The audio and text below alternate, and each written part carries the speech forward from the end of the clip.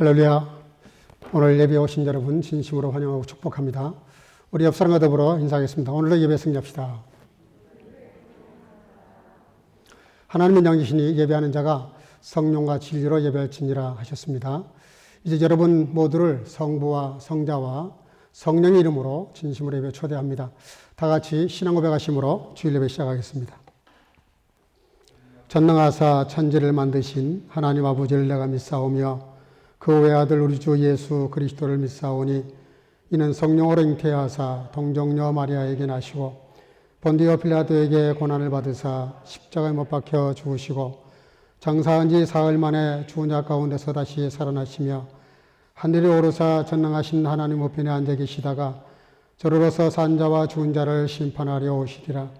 성령을 믿사오며 거룩한 공예와 성도가 서로 교통하는 것과 죄를 사하여 주시는 것과 몸이 다시 사는 것과 영원히 사는 것을 믿사옵나이다. 아멘. 자리에 앉으시고 찬송가 34장을 부르시겠습니다.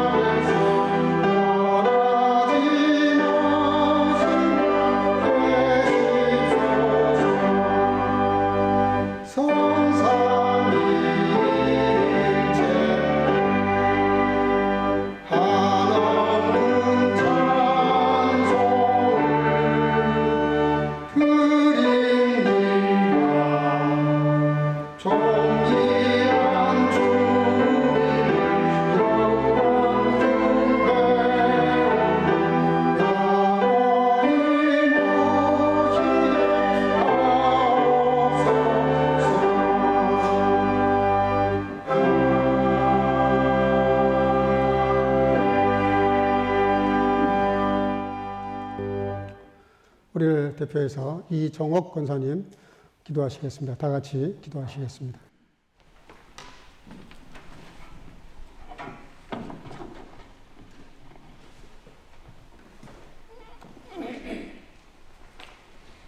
영광과 찬양을 받으시기 합당하신 거룩하신 하나님, 주님의 귀한 날을 허락하시어 흩어져 있던 저희가 함께 모여 예배하게 하시는 은혜를 감사드립니다.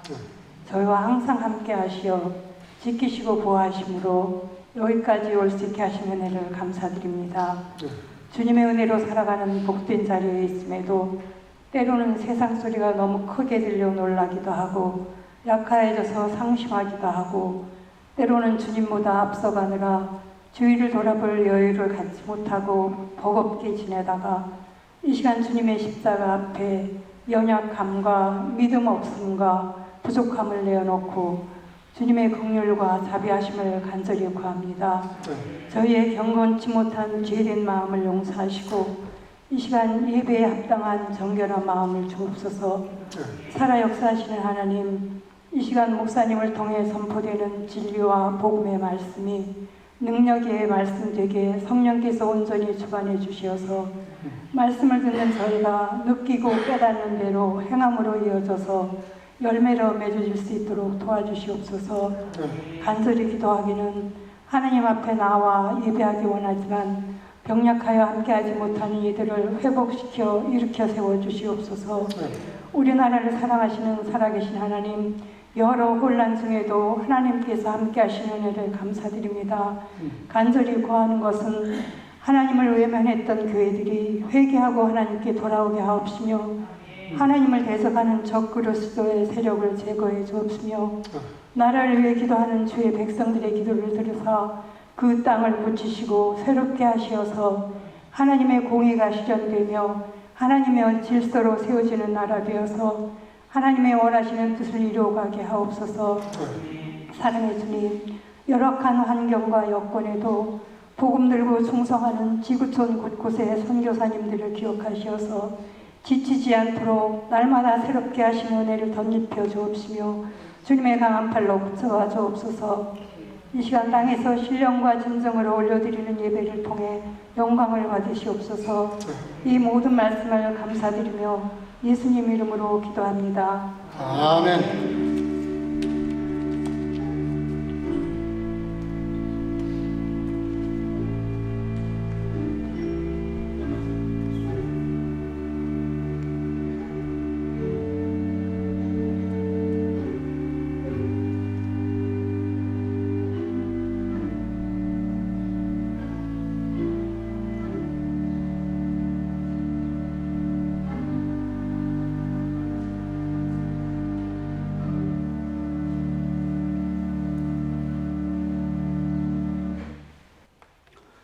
오늘 우리에게 주시는 하나님의 말씀은 사도행전 13장 17절에서 23절입니다.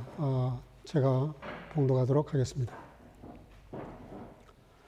이스라엘 백성의 하나님이 우리 조상들을 택하시고 애굽 땅에서 나그네 된 그 백성을 높여 큰 권능으로 인도하여 내사 광야에서 약 40년간 그들의 소행을 참으시고 가나안 땅 7 족속을 멸하사 그 땅을 기업으로 주시기까지 약 450년간이라.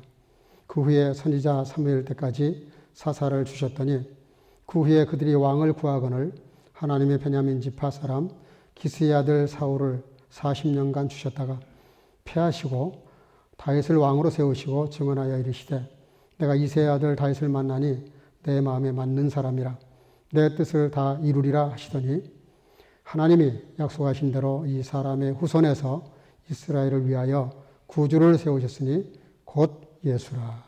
아멘. 자리에 앉으시기 바랍니다. 오늘은 조현아 자매님이 특송으로 우리를 대표해서 하나님께 영광을 올리도록 하겠습니다.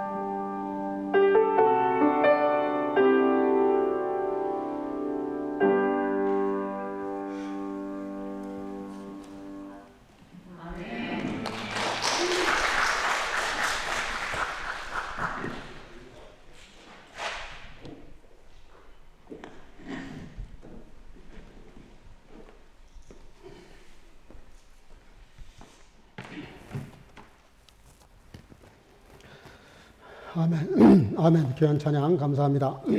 우리 영광의 박수 하나님께 크게 한번 올리겠습니다.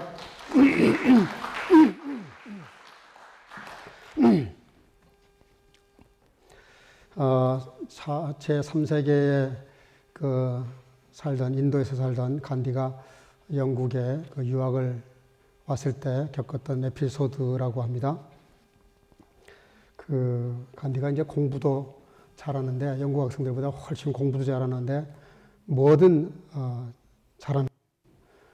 잘하니까 학생들에게도 시샘을 받지만, 한 교수에게도 영 못마땅했던 것 같습니다. 영국 교수였던 피터스라고 하는 교수가 있었는데, 영 못마땅한 거예요. 이제 식사 시간이 되어서, 그 면제에서 식사를 하다가 빈자리에 있어서 앉았는데, 마치 그 피터스 교수 앞자리에 간디가 앉은 겁니다. 그때 그 피터스 교수가 이렇게 말했다 그래요. 여보게 간디, 자네 아직 잘 모르고 있는가 본데, 여기 식사 문화를 잘 모르고 있는가 본데, 돼지하고 새가 어떻게 같이 앉아서 밥을 먹을 수 있다고 생각하는가? 굉장히 모독적인 말을 했어요. 그때 간디가 이렇게 재치 있게 이야기를 하고 자리를 떴다고 합니다. 교수님 걱정하지 마세요. 제가 홀홀 날아서 다른 자리로 가지요. 그러니 이제 그 앉아있는 교수가 돼지가 된 꼴이 됐습니다. 약이 오른 교수가 이번에는 만점에 가까운 점수를 받았는데, 이런 질문을 던졌다고 합니다.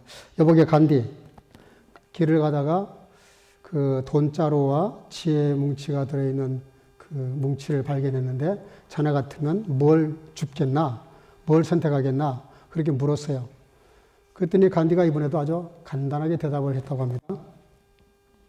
그거야 물론 돈자루를 집어야지요. 그러니까는 교수가 그렇지 않은 표정을 지으면서, 에이, 이 사람아, 나 같으면은 지혜자루를 줍지, 아무리 급하다고 돈을 줍겠나? 그때 간디가 또 이렇게 재치 있게 대답을 했다 그래요. 교수님, 사람마다 자기 부족한 것을 짚지 않겠어요? 그러니 또 이게 얼마나 또 황당하게 당한 겁니까?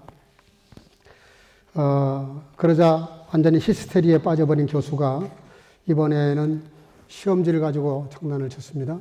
거의 만점에 가까운 답을 썼는데, 그 점수로 안에다가 멍청이 이렇게 써서 시험지를 돌려줬어요. 그때 교수가 할 수 없이, 그때 간디가 할 수 없이 교수님 방을 찾아가서 이렇게 이야기했다고 합니다. 교수님, 제 점수란에 점수는 없고 교수님 사인이 들어있던데요. 그렇게 이야기를 했다 그래요. 굉장히 재치 있는 거죠. 이게 무슨 얘기하려고 제가 말씀을 소개했냐면은, 자기가 하고 있는 일에 대해서 자신감이 있는 사람, 그리고 뭔가 이렇게 마음을 이렇게 잘 잡고 평정을 가지는 사람은 어떤 사람의 무슨 말을 해도, 아무리 모독적인 말을 하고 조롱하는 말을 하고 놀리는 말을 해도 흔들리지 않는다는 거죠. 그러니까 자기가 자기에 대한 확신과 자신감이 필요합니다. 특히 예수를 믿는 저와 여러분들은 그리스도 예수 안에서 하나님의 자녀로서 그런 확신과 자신감이 필요한 거예요. 누가 뭐라고 하든, 다른 사람이 나를 어떻게 평가를 하든, 어떻게 조롱을 하든, 심지어 나를 어떻게 놀리든, 그걸 신경 쓸 필요가 없어요. 하나님 앞에서 어떻게 사느냐가 더 중요한 것이죠. 오늘 말씀을 같이 나누려고 하는 말씀의 중심 인물이 다윗인데, 다윗이 바로 그런 인물 중에 하나예요. 다윗에 대한 설교는 어렸을 때 주일학교 때부터 수없이 많이 듣고, 저도 많은 설교를 했어요. 오늘 조금 더 다른 각도에서 좀 생각해 보려고 합니다. 바울 서신을 읽다가 보면은 공통점을 발견하게 되는데요. 바울 서신은 항상 초뒤에 이렇게 축복하는 안부를 해요. 그리스도의 평강과 은혜가 있을지어다. 항상 그리스도의 평화와 은혜를 이렇게 선포를 해요. 그렇게 축복을 빈 다음에 어김없이 빠지지 않고 나온 그 뒷말이 있어요. 역시 이것도 모든 서신서마다 거의 다 나타나 있고, 한두 교회를 빼고는 똑같은 문장이 나와요. 그게 뭐냐면, 예수 그리스도의 종된 나 바울은, 예수 그리스도의 종된 나 바울은, 자기를 종으로 표현을 합니다. 자기 실존에 대한 인식이 분명한 거예요. 나는 예수 그리스도의 종이다. 이 종이라는 말이 굉장히 중요합니다. 둘로스라는 말인데 이 둘로스는 뭐든지 시키는 대로 주인이 뭐든지 시키면은 심지어 죽으라면 죽어야 돼요. 그럴 정도로 막무가내로 부릴 수 있는 게 종인데 바울 사도는 늘 자기 자신에 대한 정체성, 실존에 대해서 그런 인식이 있어요. 이게 무슨 얘기냐면요. 좀 이렇게 풀어 얘기하면 나는 언제든지 예수님에게 쓰임받기에 편한 사람이다. 예수님 나를 쓰시려고 그러면은 종처럼 아무 때고 언제나 뭐든지 부릴 수 있는 존재다. 그런 뜻입니다. 그러니까 도대체 이런 자신감이 어디서 나왔을까? 예수 그리스도의 종, 이 당시의 종은 오늘날의 종하고는 전혀 개념이 달라요. 이때 당시의 종은 거의 뭐 말할 줄 아는 짐승 정도였어요. 그런 신분을 자신만만하게 이렇게 바울 사도는 늘 말을 했던 거예요. 그러니까 무슨 얘기가 되냐면 바울 사도는 예수님이 뭘 시키시면은 언제든지 아무 때나 무엇이든지 일할 수 있는 베라이트가 되어 있는 사람이에요. 그거를 하나님 앞과 사람들에게 공개적으로 그렇게 표현을 해요. 그건 그리스도 예수 안에서 신앙적인 자신감에서 나오는 것이죠. 바울 사도가 가장 편하게 대했던 사람, 여러 많은 사람이 있지만 그 중에 대표적인 인물이 디모데입니다. 디모데를 향해서 바울 사도는 얼마나 편했는지 내 아들 같은 사람이다. 영적 아들이다. 내가 낳은 영적 아들이다. 또 디모데도 바울 사도를 영적 아버지로 그렇게 이해를 하고 그렇게 편한 마음으로 서로 교제를 하면서 선교 사역, 복음 사역을 했던 거죠. 오늘 같이 말씀을 나누려고 하는 키워드가 뭐냐면 편안한 사람, 편한 사람. 까다롭지 않고 까탈스럽지 않고 변명하지 않고 핑계하지 않고 뭔가를 부탁하거나 뭔가를 이야기하면 또 이야기할 수 있도록 편안하게 상대방이 편안하게 말할 수 있는 사람. 무슨 부탁을 해도 나인 땅케 하지 않고 이렇게 잘 들어줄 수 있는 사람. 그런 방향으로 오늘 말씀을 좀 이렇게 묵상해 봤는데요. 오늘 본문은 너무나 잘 아는 말씀이죠. 바울 사도가 피시디아 안디옥에서 이제 설교를 한 내용 중에 일부인데 그 이스라엘 백성들이 하나님께 선택을 받고 아브라함부터 이렇게 선택받고 예수님 오실 때까지 엄청나게 긴 어마어마하게 많은 내용들을 아주 그냥 딱 압축을 해가지고 7구절 속에 다 담았어요. 이스라엘을 선택해서 뽑았다는 것, 이집트에서 종살이 한 그들을 구출해 주셨다는 것, 그리고 광야로 나와서 40년 동안 유리방학을 했는데 그때 그 하나님이 생각했던 이스라엘 사람들을 어떻게 인식하고 있었냐면은 광야를 방황하던 40년 동안에 저희 소행을 참으셨다. 저희 소행이라는 단어 자체가 조금 이렇게 거북스러운 단어입니다. 그들의 소행을 하나님이 참으셨다. 그 중에 대표적인 것이 우상숭배죠. 그 후에 하나님께서는 가나안 땅을 이스라엘에게 주셨는데 450년 동안, 약 450년 동안 사사들의 시대가 있었다. 이 사사들의 시대는 한마디로 말하면 자기 속인에 좋을 대로 행하였더라. 그게 450년 사사시대의 총요약이에요. 그런 시절을 거쳤는데 자기 속인에 좋을 대로 하다 보니까 이게 이제 어디까지 갔냐. 생각해 보세요. 가끔 우리가 목사님들 모여가지고 이렇게 목회에 대한 얘기를 나누다가 그런 얘기 가끔 해요. 야, 베를린은 외국의 그 이민 목회에는 예수님이 오셔서 목회를 하셔도 힘드시겠다. 그런 농담을 가끔 합니다. 근데요, 그런 얘기입니다. 하나님이 직접 이스라엘을 통치하셨어요. 물론 선지자를 세우셨고 제사장을 세우셨지만 그들을 통해서 직접 통치하셨다고요. 근데 그게 싫다는 거예요, 이스라엘 사람들이. 이해할 수가 없죠? 어떻게 그럴 수가 있을까? 하나님이 직접 통치해 주시고 보호해 주시고 인도해 주시면 이거보다 확실한 게 어디 있어요? 근데 이거를 마다하는 거예요. 이게 싫다는 거예요. 그래서 왕을 구합니다. 그래서 할 수 없이 하나님이 사무엘이 그러잖아요. 너가 싫은 것이 아니라 내가 싫어서 그런 거니까 왕을 세워라. 왕을 세운 게 사울 임금이에요. 근데 사울 임금이 오늘 본문에 보면 패하시고 이래서 사울 임금을 패했다는 거예요. 근데요, 놀라운 거는 사울 임금이 40년간을 통치를 했습니다. 40년간. 근데 사울을 세우는데 2년 차 됐을 때, 왕으로 세움받고 2년 차 됐을 때, 그 세움받을 때는 사울이 얼마나 겸손하고 순종적인 사람인지 몰라요. 자기를 이렇게 간택했다가 그러니까 숨을 정도였어요. 부끄러워서 숨었어요. 그렇게 수줍어하고 순수한 사람이에요. 떡대는 크지만 굉장히 어린아이처럼 순수한 분이었어요. 근데 2년도 되지 않아서 이 양반이 마음이 확 변해가지고 어떻게 되냐면은 사무엘상 15장 23절에 보면 하나님의 말씀을 버렸으므로 하나님도 여호와 하나님도 당신을 버렸다. 사무엘 선지자가요 2년 됐을 때 그 이야기를 해요. 그 이후로 사무엘 선지자는 사울 임금 얼굴을 보지 않았다 그랬어요. 38년 동안. 얼마나 사무엘 선지자가 마음이 상했으면 그랬겠어요. 근데 중요한 것은 이 사울 임금이 왜 폐렴을 받았냐면은 초심을 잃었기 때문에 그래요. 처음에 순수한 마음을 끝까지 가지고 갔어야 되는데 순종한 마음을 끝까지 가지고 갔어야 되는데 어느새 교만해져 가지고 불순종을 하게 된 거죠. 그리고 영권을 무시했어요. 전쟁이 일어나 가지고 전세가 불리해지니까 뭔가를 해야 되겠고 근데 선지자는 오기로 했다고 약속했는데 오지는 않고 그러니까 자기가 대신 제사를 드립니다. 늦으면 늦은 대로 하나님의 뜻이 있는 거거든요. 근데 그 뜻을 믿지를 못하고 자기가 제사를 지내요. 그러니까 제사장이 할 일을 월권을 한 거예요. 이것이 하나님께는 굉장히 고약하게 보인 거예요. 그 세 번째는 회개가 없는 사람이에요. 잘못할 수 있죠, 사람이. 그 회개를 해야 될 거 아니에요? 회개하지 않아요. 그것이 하나님의 사울을 패하게 된 원인입니다. 그러면서 이어서 오늘 본문에 13장 22절 오늘 본문이죠. 내가 이세 아들 다윗을 만나니 내 마음에 합한 사람이라 내 뜻을 다 이루게 하리라 하시더니 그런 말씀이 나옵니다. 내가 이세 아들 다윗을 만나니 내 마음에 합한 사람이다. 내 뜻을 다 이루게 하리라. 그렇게 말을 합니다. 내가 이세 아들 다윗을 만났다는 말, 그 원어에는 이렇게 됐습니다. 휴리스크라고 되어 있어요. 휴리스크라는 말이 무슨 단어냐면요. 그냥 알아듣기 쉽게 설명하면 이래요. 그 야곱이 삼촌 라반의 집에서 일을 하고 열심히 일을 했는데 삼촌이 제대로 대우를 안 하고 품삯을 안 주니까 결국은 집을 도망을 치죠. 식소를 다 드리고 도망을 쳐요. 근데 그냥 갔으면 좋았을 텐데 라헬이 아빔이라고 하는 우상을 가지고 도망을 쳤어요.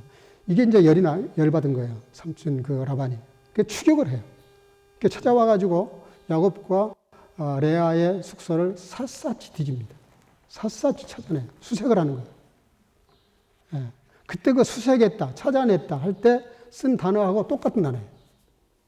그러니까 하나님이 다윗을 그냥 만난 것이 아니라 그냥 부른 것이 아니라 하나님의 많은 사람들을 하나하나 이렇게 샅샅이 지켜보고 계시다가 그 중에 한 사람 다윗을 찾아냈다 그런 뜻입니다. 그러니까 하나님의 다윗을 이렇게 부르신 것은 그냥 부르시고 그냥 선택한 게 아니에요. 지금도 하나님은 여러분들 하나하나 다 하나님이 샅샅이 이렇게 지켜보세요. 마음을 들여다보신다고요. 우리 중심을 보시는 하나님. 그래서 어떤 마음으로 예배를 드리나, 어떻게 하나님께 우리의 마음을 올인하고 있나, 그걸 다 지켜보신다는 거예요. 그러다가 다윗을 딱 하나 찾아내신 거예요. 그러니까 하나님이 저와 여러분들에 대해서 때로는 무관심하신 것처럼 느껴지지만 절대 그렇지 않아요. 내가 못 느낄 뿐이지 하나님은 항상 우리를 찾고 계세요. 특별히 요한복음 4장에 보면 예배하는 자를 찾고 계신다 그러죠. 진정과 신령으로 예배하는 자를 찾고 계신다. 자기 마음을 전심으로 하나님께 향하는 자를 하나님은 찾고 계신다. 그렇게 성경은 기록하고 있어요. 근데요, 거기 보면 내 마음에 합한 사람이라, 내 마음에 합한 사람이라, 합하다 혹은 맞는다, 카타라는 단어인데요. 이 카타라는 단어가 또 굉장히 재미있는 단어입니다. 그게 뭐냐면 무엇에게 마음이 끌린다 그런 뜻이에요. 내 마음이 누구에게 간다 그런 뜻입니다. 풀어 말하면 이렇습니다. 다윗도 하나님이 움직이시는 대로 자기 마음을 향했어요.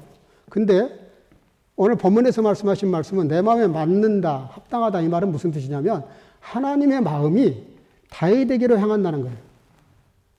다윗이 오른쪽으로 가면 하나님도 오른쪽으로 가시고 다윗이 왼쪽으로 가면 하나님도 왼쪽으로 가시고 다윗이 가 있는 곳에 그 마음이 있다는 거예요. 제 핸디에 가끔 날씨가 광주에 맞춰져 있을 때가 있습니다. 제 큰딸이 광주에 있으니까 광주 날씨가 어떤가? 생활하기 괜찮은가? 제 딸이 거기 있기 때문에 핸디에 날씨를, 광주 날씨를 이렇게 찍어놓고 가끔 들여다봐요. 광주 날씨가 어떤가. 너무 멀리 떨어져 있지만 마음이 내 딸이 있는 곳에 가 있다고요. 부모의 마음이. 여러분들도 다 그럴 거예요. 자식이 어디 있으면, 어디 여행을 가면 거기 가 있잖아요, 마음이. 그렇죠? 그런 뜻이에요. 하나님의 마음이 다윗이 마음에 드니까 다윗이 어디에서 뭘 하든지 그 하나님의 마음이 다윗에게로 마음이 향해 있다. 그런 뜻입니다. 내 마음이 합하다는 말이.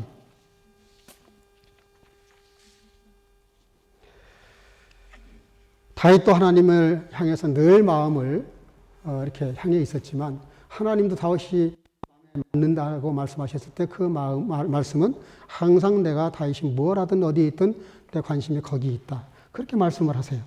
그러니까 하나님 마음에 들었다. 그런 얘기인데요. 몇 가지 더 생각을 해보겠습니다. 왜 하나님이 그렇게 마음에 든다고 하셨을까? 다윗은요, 잘 아시는 대로 그 사울을 패하시고 그리고도 38년을 더 두신 것은 하나님 사울을 굉장히 오래 참으셨다는 뜻입니다. 무려 38년을 참으신 거예요. 그래서 임금이 되고 2년 됐을 때 이미 패한다고 하셨는데 40년 동안 계속 할 수 있도록 했던 것은 하나님이 사울이 좋아서가 아니라 그냥 세웠기 때문에 참으신 거예요. 우리도 늘 반성해 봐야 돼요. 하나님이 나를 얼마나 참고 계시는가. 근데 다윗이 하나님의 마음에 들었던 또 하나의 이유가 뭐냐면요. 그 다음 2대 왕을 간택하기 위해서 사무엘 선지자가 이새의 집을 방문하죠. 네, 그래가지고 이새가 그 아들들을 쫙 앞에 세웠어요. 제일 큰 형 엘리압을 세웠는데 사무엘 선지자 딱 보니까 너무 체격도 좋고 얼굴도 그렇고 완전히 이게 왕의 상을 갖고 있어요. 그러니까 바로 가서 기름 부으려고 그래요. 급히 말리시죠.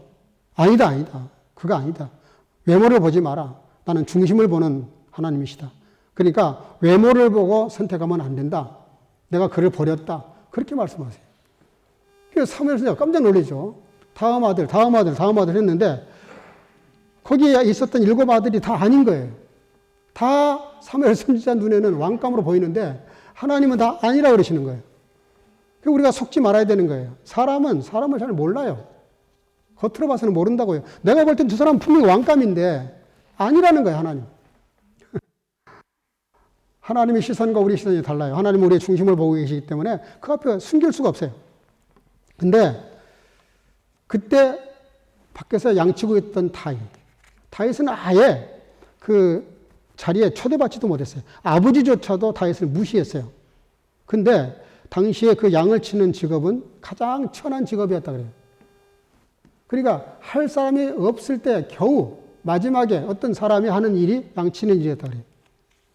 흔한 일이 직업이었기 때문에 그런 직업인데 다윗은 양을 치는데 그냥 양을 치는 게 아니에요. 사무엘상 17장 34절 35절 이렇게 기록하고 있습니다. 다윗이 사울에게 고하되 주의 종이 아비의 양을 지킬 때에 사자나 곰이 와서 양떼에서 새끼를 움키면 내가 따라가서 그것을 치고 그 입에서 새끼를 건져내었고 그것이 일어나 나를 해하고자 하면 내가 그 수염을 잡고 그것을 쳐 죽었나이다. 이게 뭐냐면요. 골리앗이 쳐들어왔을 때, 블레셋이 쳐들어왔을 때, 아무도 나서는 사람이 없을 때, 어린 소년 다윗이 내가 나가서 싸우겠다고 그러면서 사울 임금에게 불려갔을 때, 사울 임금 앞에서 한 말이에요. 자기가 어떤 자세로 양을 쳤는지. 여러분, 다윗이 양을 칠 때 그냥 양 친 게 아니에요. 할 사람이 없어서 장남부터 쭉 밀려서 8번째 막내인 자기에게 그것이 주어졌지만, 사실 그 일을 그렇게 사명감 가지고 할 일은 아니에요. 근데 어떻게 양을 쳤냐면 엄청난 사명감을 가지고 양을 치는 거예요. 예를 들면 한 마리 양을 사자나 곰이 물어가면 쫓아갔다는 거예요. 그리고 그 입 아가를 찢고 양을 건져냈다는 거예요. 아니면 물맷돌을 던져서 양들을 공격하는 이리떼들을 막아냈다는 거예요. 여러분, 골리앗하고 맞짱 떴을 때 그 이마에 정통으로 맞히는데요. 그 정도 실력이 되려고 그러면 이거는 평소에 상상을 초월하는 그런 연습을 해야 돼요. 제가 청파동에 살았거든요. 청파동 그 옆에 설린상고가 있었습니다. 설린상고가 혹시 아시는 분 있을지 모르겠어요. 오래되신 분들 혹시 아실 거예요. 군산상고하고 설린상고가 야구가 붙으면은 전국이 떠들썩했어요. 유명한 선수가 거기 있었거든요. 그래서 제가 바로 그 옆에 살았어요. 야구부가 낮에 그 연습하는 걸 제가 봤거든요. 정말 하루 종일 던져요, 공을. 수백 개를 던지는, 수천 개를 던지는 것 같아요. 근데 가끔 밤에도 던지는 소리가 나요, 밤에도. 아무것도 안 보이는 밤인데 그 스트라이크 존에 맞는 소리를 제가 알아요. 왜냐면은 그 스트라이크 존에 이렇게 푸대를 이렇게 만들어 놨는데 거기 맞으면 퍽퍽 소리가 나거든요. 근데 아무것도 보이지 않는 데서 공을 던지는데 스트라이크 존에 정확하게 던지는 거예요, 이 친구가. 밤에 눈을 감고 던져도 스트라이크 존에 집어 넣을 정도로 공을 던져야 그래야 게임에 가서 이길 수 있다, 그런 얘기죠. 그러니까 다윗이 얼마나 많은 평소에 자기 그 양떼를 지키려고 연마하고 훈련하고 또 훈련했을까를 짐작할 수 있는 그런 대목입니다. 여러분들, 그 무슨 얘기 하려고 그러냐면은 다윗은 특별할 때만 잘한 게 아니었다는 말을 하려고 그래요. 그가 평소에 양을 칠 때 양 한 마리 치는데도 양 한 마리를 이렇게 간수하는데도 그냥 허틀게 하지 않았다, 이 말입니다. 목자가 양을 알고 양이 목자를 아는 것, 이게 굉장히 중요한 관계거든요. 상황이 어떻게 돌아가는지를 모르고 있으면 뭘 놓고 기도하겠어요? 제가 성우명신 예배 때 그 기도 제목을 내라는 것은 다른 게 아니에요. 여러분들의 상황을 알아야 기도할 거 아닙니까? 도대체 올해 이 친구는 이분은 도대체 뭘 목표로 걸고 한 해를 살아가려고 그러나 알아야 기도할 거 아니에요. 그러니까 다윗이 그 양들의 형편을 그렇게 살피는 거예요. 한 마리 양도 소홀히 하지 않는 그 마음을 보신 거예요, 하나님이. 그러니까 그것을 지키기 위해서 평소에 그가 특별한 게 아니에요. 특별할 때는 더 잘했지만 평소에도 잘했다, 이 말입니다. 우리가 신앙생활 잘하는 게 뭡니까? 평소에 잘해야 돼요. 가정에서 잘해야 되고, 친구 관계 잘해야 되고, 학교에서 잘해야 되고, 평소에 생활할 때 늘 잘해야 되는 거예요. 특별할 때만 잘하려고 할 것이 아니라 평소에 잘해야 됩니다. 아버지가 심부름을 시키죠. 전쟁이 길어지니까. 그래서 먹을거리를 갖다 주라 그래요. 갔더니 형님들이 뭐라 그래요? 여기가 지금 놀이터인 줄 아냐? 여기를 놀러 왔냐? 그러면서 비아냥거렸어요. 왜요? 자기들에게 올 줄 알았던 왕권이 저 막내 동생 다윗에게 가버렸잖아요. 그 형들이 지금 뿔이 나 있는 상태예요. 굉장히 꼬여 있는 상태예요. 그럼 또 그럴만해요. 형들인데 동생한테 그 차기 왕권을 뺏겼으니 얼마나 억하심정이 있었겠어요. 그리고 얼마나 그 동생의 시기가 되겠어요. 요셉처럼 시기 당할 수밖에 없어요. 근데요, 다윗의 위대한 점이 뭐냐면요, 그렇게 자기를 조롱하고 자기들에게 음식을 갖다 주려고 온 그 동생을 그런 식으로 면박을 주는데도 다윗은 형들하고 싸우지 않습니다. 그리고 골리앗이 나타나니까 득달처럼 달려나가서 전쟁을 하죠. 그게 다윗의 위대한 점이에요. 싸울 사람과 싸우지 말아야 될 점을 정확하게 알고 있는 거예요. 우리나라가 참 앞으로 희망이 많습니다. 2030년이 되면 세계 초강대국이 될 것이라고 하는 동영상이 떠다니더라고요. 그 근거를 정확하게 댔어요. 근데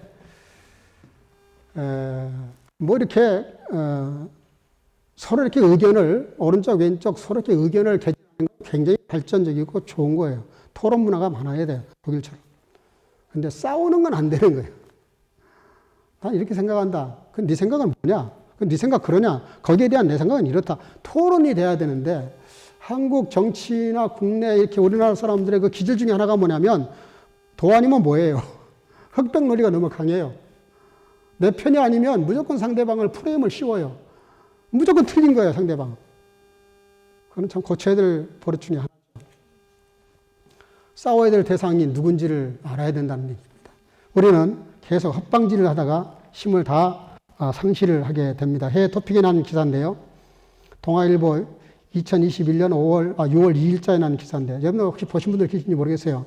캘리포니아의 브랜드버리에서 있었던 일인데, 그 헤밀리 모리니코라고 하는 17살 묵은 자매가 곰을 물리친 동영상이 떴더라고요. 그게 뭐냐니까, 그 곰이 갑자기 자기 집에 개가 5마리 있었는데, 곰이 공격에 온 거예요. 자기 애완견을 한국에서는 뭐 자기 아기라 그런다면서요. 자기 아이를 건드리니까 이 아가씨가, 이 자매가 쏜살같이 뛰어나가가지고 그 어마어마한 곰을 아무 장비도 없이 그냥 손으로 이렇게 밀더라고요. 그랬더니요, 자기보다 한 2배, 3배 큰 그 덩치 큰 곰이 그냥 담벼락 저쪽으로 그냥 쓰러지더라고요. 얼마나 세게 밀었던지. 그 뛰어나가는 폼부터가 달라요. 막 득달처럼 뛰어나가는데 확 밀어버리니까 곰이 놀래가지고 이 어린 소녀한테 지더라고요.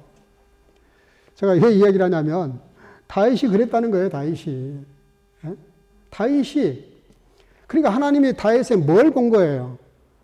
이 친구한테 내 나라를 맡겨도, 내가 선택한 이스라엘을 맡겨도 내 나라를 이렇게 보호하겠구나. 내 나라를 이렇게 지키겠구나. 나를 의지하고 이렇게 용감히 살겠구나. 이런 걸 보신 거죠. 두 번째는 다윗이 그렇게 자기를 조롱하는 형들하고는 싸우지 않다가, 두 번째는 여호와의 이름을 모욕하던 골리앗을 보더니 정말 열을 받아요. 그래가지고요, 사무엘상 17장 36절에 이렇게 기록하고 있습니다. 주의 종의 사자와 곰도 쳤은즉 사시는 하나님의 군대를 모욕한 이 할례 없는 블레셋 사람이리이까 그가 그 짐승의 하나와 같이 되리이다. 그 뒤에 45절에는 이렇게 기록합니다. 다윗이 블레셋 사람에게 이르되 너는 칼과 창과 단창으로 내게 오거니와 나는 만군의 여호와의 이름 곧 네가 모욕하는 이스라엘 군대 하나님 이름으로 내게 가노라. 여러분, 다윗이 이미 기름 부음 받은 상태입니다. 그러니까 자기는 사실은 아직은 왕은 아니지만 왕이 될 사람이에요. 그런데도 불구하고 자기 형들이 자기를 조롱할 때도 참았는데 언제 못 참느냐? 하나님의 이름을 모욕하는 이 상황을 보고는 못 참는 거예요. 그래, 너는 칼과 창과 세상 온갖 무기와 2m 90cm가 되는 엄청난 거구를 가지고 나에게 오지만, 그래서 이스라엘 사람이 아무도 그 앞에 맞짱 뜰 사람이 없지만 나는 만군의 여호와 이름, 네가 모욕하는 그 만군의 여호와 이름, 그 이름으로 내가 너에게 나간다. 그렇게 말을 해요. 이게 무슨 얘기가 됩니까? 누가 듣자니까 내 뒷담화를 깐대요. 누가 나의 뒷얘기를 한대. 그러면서 흉을 본대요. 예? 근데 그 흉을 보는 사람을 같이 앉아서 듣던 사람이 야, 너 그런 말 하지 마. 내가 아는 그 사람은 절대 그런 사람이 아니야. 이렇게 이야기해 줬다는 말까지 내 귀에 들렸어요. 그러면 여러분들 같으면 어떤 생각이 들겠어요? 참 고맙지 않겠어요? 나 없는 자리에서 나를 막 까고 있는데, 비판하고 있는데 그 말을 들었던 한 사람이 너 그런 소리 하지 마. 한 목사님 그런 분 절대로 아니야. 하고 누가 나를 변명해 줬다. 저는 그 사람 만나서 밥 사주고 싶을 것 같아요. 그렇잖아요? 나 없는 자리에서 나를 욕하는데 나 욕한 사람을 오히려 책망하면서 그 사람을 공격을 했다. 굉장히 고마운 일이죠. 우리가 상식적으로 생각하자고요. 하나님이 얼마나 그 다윗이 이쁘겠어요. 예? 왜 이쁘냐? 어마무시한 사람이잖아요, 이 골리앗이. 예? 단칼에 날아갈 사람이에요, 지금. 엄청난 괴력을 가진 사람이에요. 그러니 이스라엘 왕도 장군도 다 덜덜 떨지. 그런데 그런 다윗을, 그런 골리앗을 다윗이 나가서 네가 감히 하나님의 이름을 모욕을 해? 그러니까 못 참아가지고 그냥 자기가 가장 잘 쓰는 무기를 가지고 그 사람을 공격을 하잖아요. 그래서 단숨에 그 제압을 합니다. 여러분, 중요한 것이 뭐냐면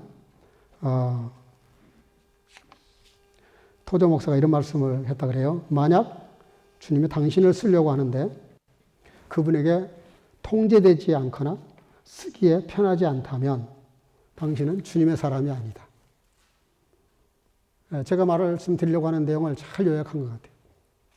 정말 우리가 하나님의 사람이라 그러면 뭐 하나님의 이름을 누군가 모욕을 하는데 그걸 참으면 안 되는 거죠. 그게 아니라고 변명을 해야 되는 거죠. 내가 정말 사랑하는 친구인데 친구를 누가 험담을 한다. 그러면 그 친구를 가만 놔두면 안 되는 거죠. 야, 너 그렇게 말하지 마. 나 그 친구하고 친구야. 친구가 친구 앞에서 친구를 욕을 하면 내가 그거 어떻게 되는 거냐? 하고 변호를 해줄 수 있는 거. 그게 기본적인 매너고 의리죠. 마찬가지 신앙생활도 똑같은 거예요. 우리가 하나님 앞에서 그 하나님을 위해서 그런 열심을 가지니까 하나님의 다윗을 편하게 생각할 수밖에 없고 좋게 생각할 수밖에 없어요. 그러니 그를 통해서 일하려고 그러시는 거죠. 근데 더 중요한 건요. 세 번째, 하나님을 두려워하면서 경외하는 다윗이 나오는데요. 사무엘상 24장 10절. 오늘 여호와께서 굴에서 왕을 내 손에 붙이신 것을 왕이 아셨을 것입니다. 왕이 나를 권하여 왕을 죽이라 하였으나 내가 왕을 아껴 말하기를 나는 내 손을 들어 내 주를 해치 아니하리니 그는 여호와의 기름 부음을 받은 자가 되느니라 하였나이다. 이게 무슨 얘기입니까?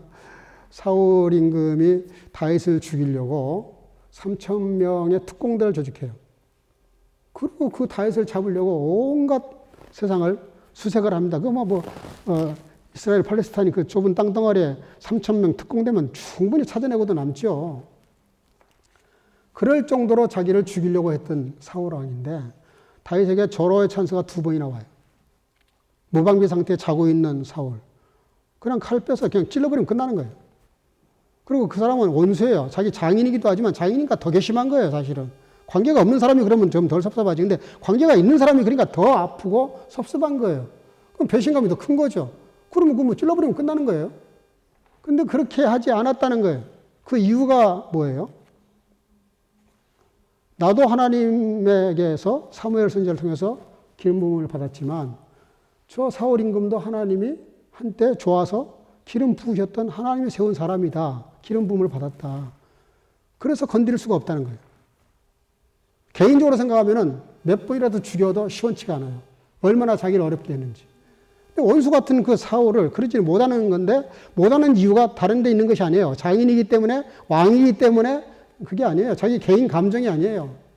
하나님이 세운 사람이기 때문에 내가 직접 건드리지 않겠다는 거예요. 왜? 하나님이 세우셨으니까 하나님이 알아서 처리하실 것이라고 하는 믿음이 있는 거죠. 어느 한 초등학교에 다니는 어린 소녀가 학교를 가다가 아주 신기한 꽃을 하나 보고 그거를 주워가지고 학교에 가서 선생님께 물어봤대요. 선생님, 이 꽃 이름이 뭐예요? 너무 이쁜데. 근데 선생님이 보니까 처음 보는 꽃이라. 미안하다. 나 이 꽃이 무슨 꽃인지 모르겠다. 내가 내일 알아보고 알려줄게. 그랬대요. 이 아이가 너무 실망을 한 거예요. 선생님 그러면 모르는 게 없는 줄 알았는데 선생님도 모르는 게 있네? 너무 실망이 돼버린 거예요. 집에 와가지고 득달처럼 와서 아빠한테 그 꽃을 보여주면서 있었던 이야기를 한 거예요. 아빠, 우리 선생님이 이 꽃이 무슨 꽃인지 모르신데 선생님도 모르는 게 너무 많네? 이런 것을 하나 모르면 어떻게 선생님을 해? 이러고 이제 얘기를 하면서 꽃을 보여주면서 아빠는 알지. 왜냐면 그 아빠가 대학의 식물학 교수였으니까. 그래 아빠가 딱 보더니 이건 나도 모르겠다 야. 이게 무슨 꽃이지? 잠깐 기다려봐. 내가 좀 알아볼게. 근데 모른다 그런 거예요. 근데 그 다음날 학교에 갔어요. 이 소녀가 학교에 갔더니 선생님이 불러요. 아이를. 내가 어제 물어봤던 그 꽃 알아보니까 이런 꽃이 있더라. 그러면서 설명을 자세히 해줬어요. 그러니까 이 아이가 얼굴이 환해지면서 야, 선생님이 어제 내가 드렸던 질문을 잊어버리지 않고 나를 기억하고 불러준 것도 고마운데 이 꽃이 무슨 꽃이라는 걸 자세히 설명을 해주고 어디서 나온 것이고 어떻게 해서 이렇게 예쁘게 꽃이 핀다는 걸 가르쳐 주니까 너무 선생님이 다시 또 존경심이 생기는 거예요. 알고 봤더니 아버지가 알면서도 일부러 모른다 그렇게 얘기를 해놓고 전화를 선생님께 걸어서 이런 꽃이, 이 꽃이 이런 꽃입니다라고 선생님에게 알려주면서 집에서 있었던 이야기 해주면서 선생님이 좀 설명해 주셨으면 고맙겠다고 수고스럽지만 이렇게 부탁을 했다는 거예요. 그 아버지 생각이 뭐죠? 자기 딸이 계속 그 공부를 해야 될 선생님을 실망을 해버리면 공부가 안 될 거 아니에요. 자기는 첫눈에 딱 봐도 아는 꽃이지만 모른다고 한 거예요. 왜? 이 아이에게서 선생님에 대한 존경심을 거두면 교육에 실패할 거란 걸 아는 거죠. 경외심이라고 하는 것은 대단히 중요합니다.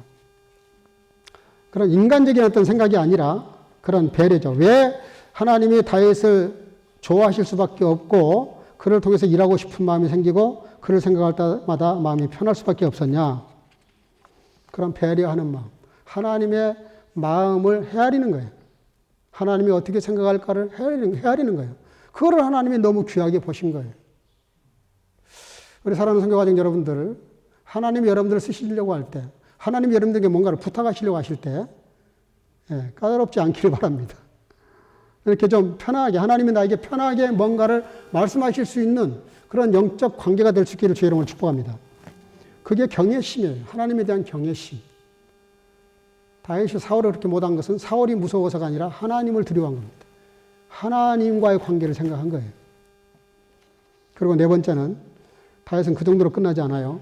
역대상 22장 14절 15절에 보면 이런 말씀이 나옵니다. 내가 환난 중에 여호와의 전을 위하여 금 10만 달란트와, 한 달란트는 참고로 한 사람의 1년 연봉이라 그래요. 근데 금 10만 달란트와 은 100만 달란트와 놋과 철을 그 중수에 셀 수 없을 만큼 심히 많이 예비하였고 또 제목과 돌을 예비하였으나 너는 여기서 솔로몬입니다. 더 할 것이며 또 공장이 내게 많이 있나니 곧 석수와 목수와 온갖 일에 익숙한 모든 사람이니라. 다윗의 마음에는 늘 뭐가 있었냐면은 자기는 궁궐에 살면서 하나님의 성전이 없다는 게, 하나님의 집이 없다는 게 늘 마음에 걸렸어요. 하나님의 속죄석 있는 그 법궤가 천막 안에 있다는 게 너무 마음에 걸리는 거예요. 그래서 성전을 지어 바치려고 어마어마한 천문학적인 숫자의 돈을 모아요.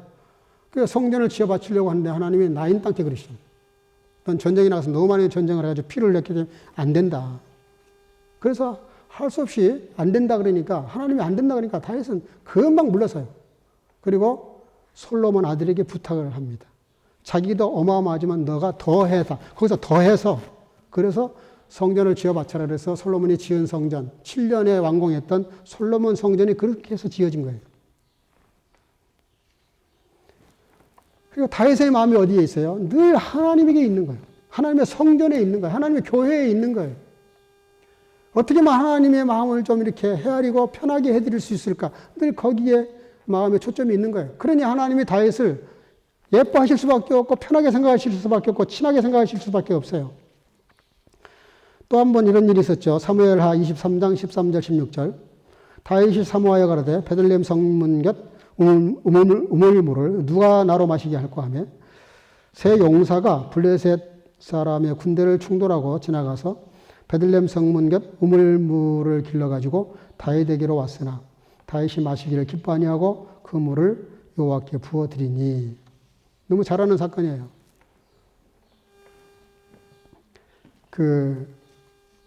블레셋과 전쟁을 하다가 지쳐서 누워 있으면서 잠꼬대처럼 한마디 한 거예요. 누가 저 베들레헴에 있는 샘에 가서 물을 떠다가 나를 목을 좀 축이줄 수 있을꼬 하고 한마디 했는데 이걸 세 장수가 들었어요.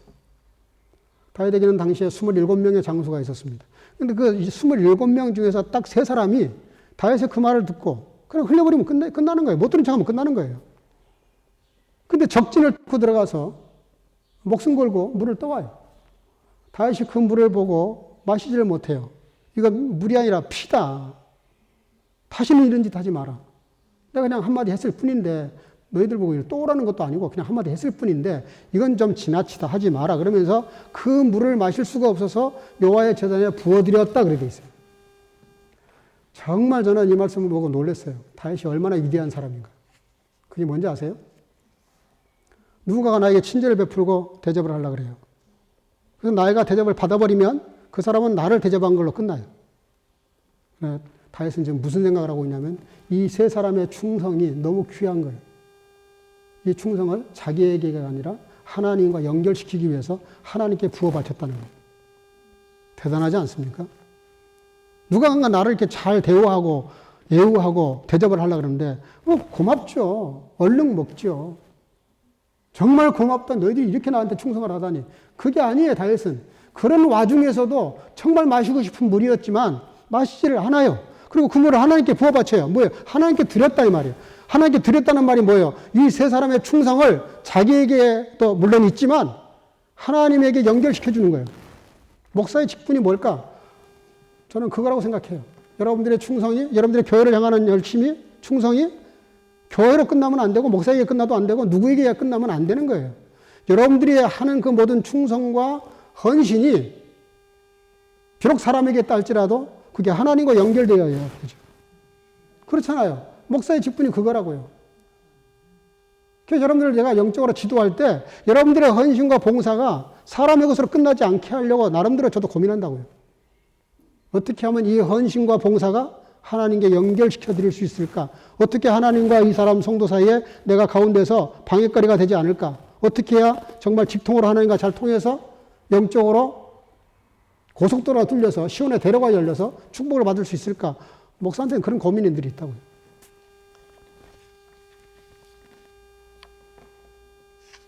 근데 무엇보다도 다윗에게 위대한 점은 사무엘상 5번째 16장 13절 사무엘의 기름불을 취하여 그 형제 중에서 그에게 부었더니 이날 이후로 다윗이 여호와의 신에게 크게 감동되니라. 사무엘이 떠나서 라마로 가니라. 자, 정리하겠습니다. 다윗이 왜 이렇게 하나님의 마음에 들었고 그렇게 그 마음이 하나님의 마음에 다윗에게 가셨을까? 왜 그렇게 그를 편하게 생각하셨을까? 그 결론이 뭐냐면 그에게 성령이 충만한 거예요. 성령은 하나님의 영입니다. 하나님의 영이 충만해요. 하나님의 영이 계셔야 하나님도 마음이 편하실 거 아닙니까? 그렇잖아요. 하나님의 영이 충만해지니까 하나님의 다윗에게 마음이 가실 수밖에 없고, 아니 하나님 마음이 그 안에 계세요. 성령을 영접한다는 거, 성령 충만하다는 건 그래서 그렇게 중요한 겁니다. 네, 지금은 성령 시대요 교회 시대이기 때문에 우리가 성령을 받아야 되는 이유가 거기에 있는 거예요.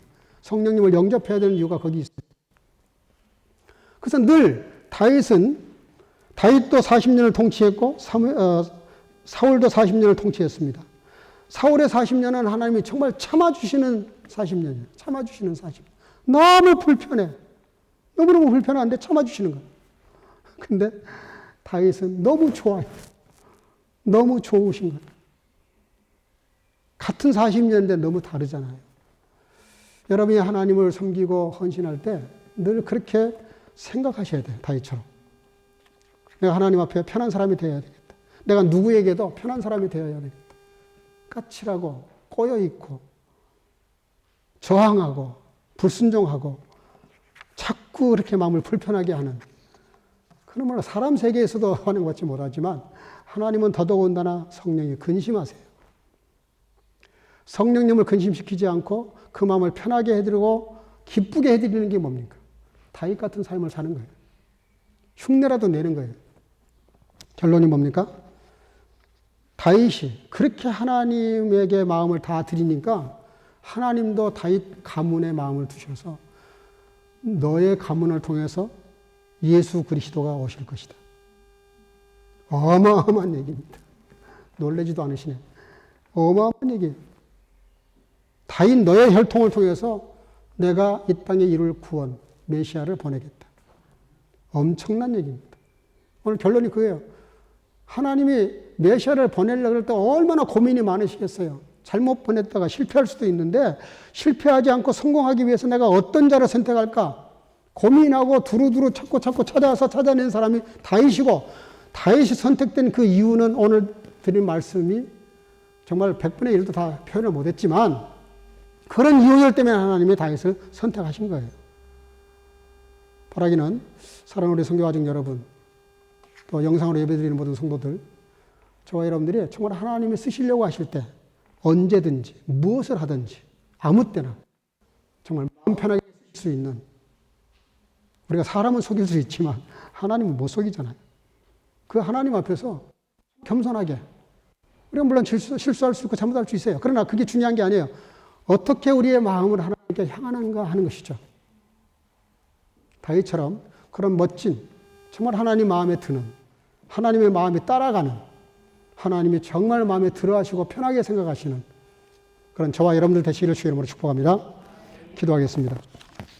사랑과 은혜가 충만하신 아버지 하나님, 오늘 하나님 마음을 편하게 해드렸던 다윗의 삶을 잠시 들여다보면서 또 나의 삶을 들여다보면서 우리가 어떻게 바뀌어야 되고 변화되어야 되고 어떻게 달라져야 되는지 우리가 다윗에게서 그 본을, 모범을 찾게 하신 것을 감사합니다.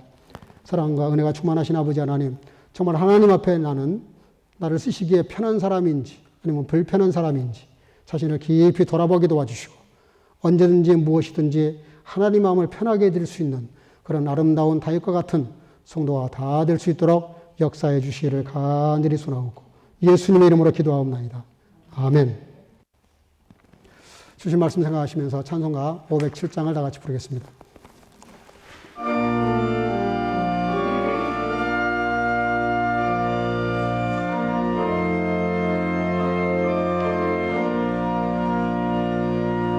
주님의 마음을 본받는 자 그날의 평안이 찾아오는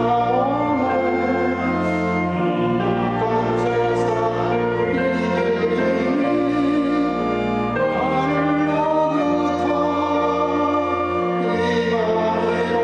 임하리로다.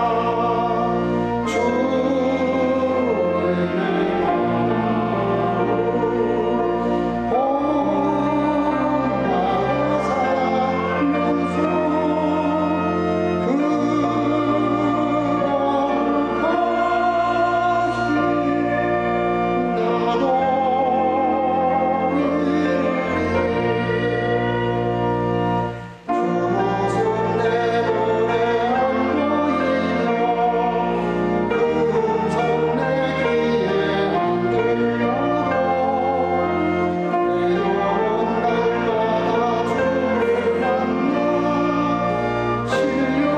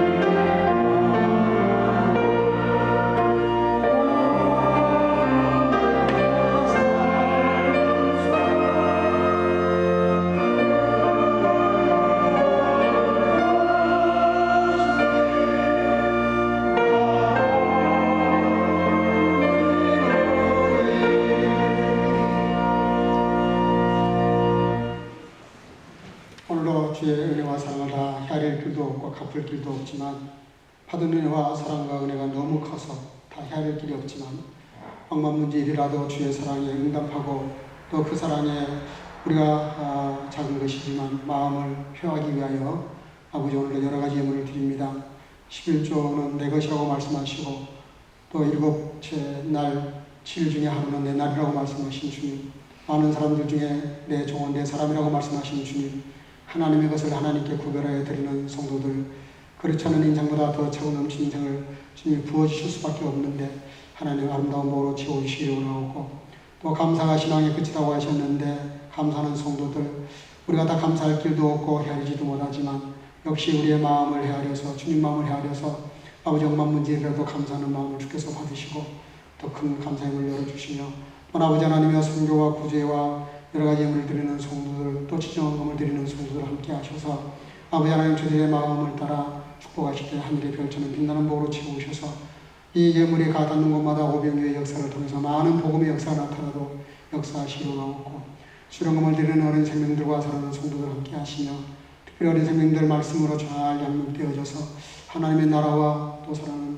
부모들의 자랑이 되게 하셔서 아버지 하나님께 참으로 존귀하게 쓰임받는 귀한 자녀를 축복하시기로 나오고 주는 우리들의 모든 성도들 이 한 주간도 주님과 동행하며 승리케 하옵소서. 예수님 이름으로 간절히 축복하고 봉헌하며 기도하옵나이다. 아멘.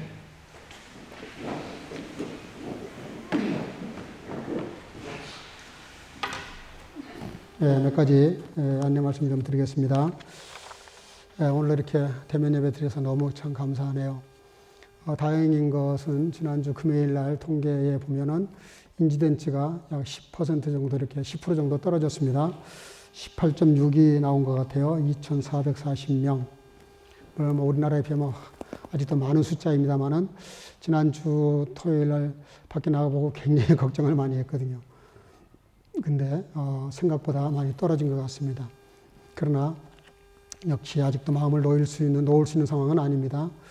각별히 조심하시고 모든 부서 모임은 자제해 주시기를 당부를 드리고 제가 별도 광고를 드릴 때까지는 모임을 가져서는 안 됩니다.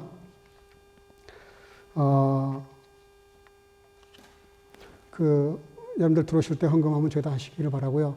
여러분들이 그 영상 예배를 드리는 동안에 온라인 헌금을 꽤 많은 분들이 하십니다. 근데 온라인으로 하셔도 아무 문제 없습니다. 역시 제가 기도할 때 그것을 포함해서 기도 드리고 있기 때문에 아무 문제가 없고 또 재정부에서 정확하게 저한테 보고를 해주시기 때문에 여러분들 위해서 계속 기도하고 있습니다. 온라인 헌금을 하셔도 괜찮습니다.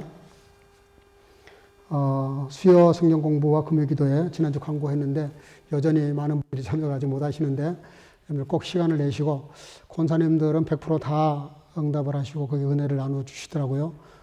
감사한데 성경 공부는 권사님들만 해가지고 될 일이 아닙니다. 여러분들이 한 주일에 수요일 날, 금요일 날 2번 정도는 꼭 글을 읽으셔야 돼요. 읽으시고 제가 알기로는 어떤 친구 물어보면 읽는데 아멘 하는 걸 깜빡한다 그래요. 아멘 감사합니다. 하나님께 영광 돌리세요. 왜냐하면 그것도 훈련이에요. 하나님께 감사하는 걸 배워야 됩니다. 제가 이거 여러분들 강요하다시피 이야기하는 거니까 꼭 읽으셨으면 아멘 하나님 감사합니다. 쓰시고 감사를 자꾸 익히세요. 그래서 생활화해야 됩니다. 그래서 뭐든지 하나님께 감사하는 훈련을 받으셔야 되고 거기에 받은 느낌이 있으면 한마디만 쓰면 더 좋아요. 그게 여러 가지 의미가 있어요. 출석 체크도 되고요. 지금 안녕히 잘 지내고 있다는 의미도 있고요. 또 내 영적 그런 자기가 자기를 체크하는 거죠. 그래서 적극적으로 수요일 날, 금요일 날, 수요일 날은 원래는 우리가 오전 10시 반에 모였던 것이지만 지금 이렇게 글을 올리는 것은 하루 종일, 수요일 날 하루 종일 시간 자기 날 때 그때 하시면 됩니다. 그렇게 하고 금요일도 마찬가지입니다. 토요일 날 오전까지 해도 괜찮습니다. 그렇게 해서 꼭 읽고 하나님께 감사할 수 있기를 바라고요. 혹여라도 주 중에 무슨 일 있으면 저에게 지체하지 마시고 연락 주시기를 바랍니다. 오늘 예배 마치고 가실 때는 앞자리부터 2m 강정 유지하시고 나가실 때 소독 한 번 더 하시고 그러고 나가 주시기를 바랍니다. 우리 옆 사람과 한번 인사하겠습니다. 하나님을 편하게 하는 삶을 삽시다. 네. 주님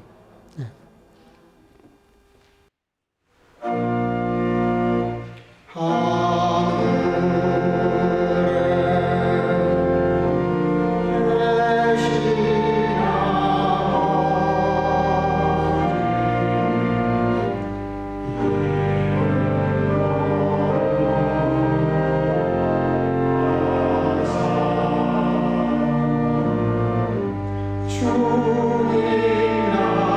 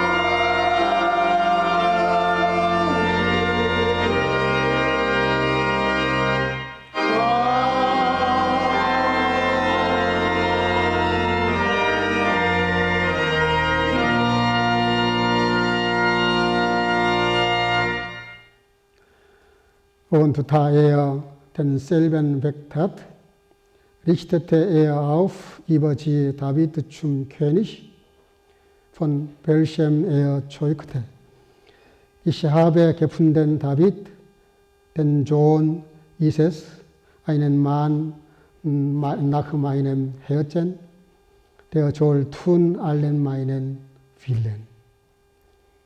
Die Gnade unseres Herrn Jesus Christus und die Liebe Gottes und die Gemeinschaft des Heiligen Geistes sei mit euch allen. 아멘. 패하시고 다윗을 왕으로 세우시고 증거하여 가라사대 내가 이새의 아들 다윗을 만나니 내 마음에 합한 사람이라 내 뜻을 다 이루게 하리라 하시더니 이제는 우리 구주 예수 그리스도의 놀라우신 은혜와 아버지 하나님의 극진하신 사랑하심과 성령의 교통으로 충만케 하시니 오늘도 지금도 예배하는 자를 찾으시고 다윗 같은 자를 찾으시며 그를 마음에 품으시고 그를 사용하실 때마다 마음이 편안하셨던 하나님, 우리도 그 하나님의 마음을 헤아리게 하시고 주님께서 언제든지 나를 편안한 마음으로 사용하시도록 나를 다듬고 또 다듬어서 아버지 하나님 훈련되어져서 주님 마음을 편하게 하는 삶을 살기를 마음속에 결단하고 돌아가는 사랑하는 성교가족과 영상으로 함께 예배드리는 모든 주의 지체들 머리마다 이제로부터 영원토록 함께 있을지어다.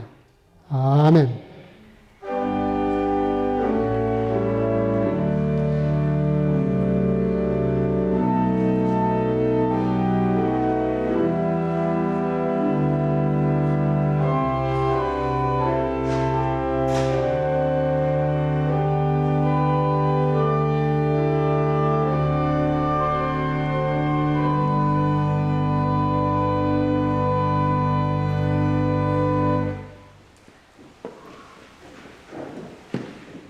예배는 다 마쳤습니다. 한 번 더 승리하시길 바라고요. 앞자리부터 천천히 거리 유지하고 나가주시기를 바랍니다.